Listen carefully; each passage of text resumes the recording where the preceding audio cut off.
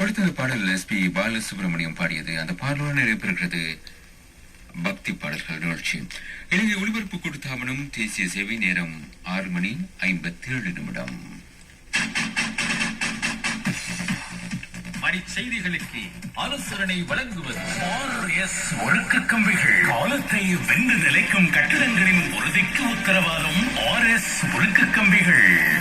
IIHS சமூகத்தில் அந்தஸ்தினை தருகிறது. விரையுங்கள். உடன் IIHS தொடர்பு கொள்ளுங்கள்.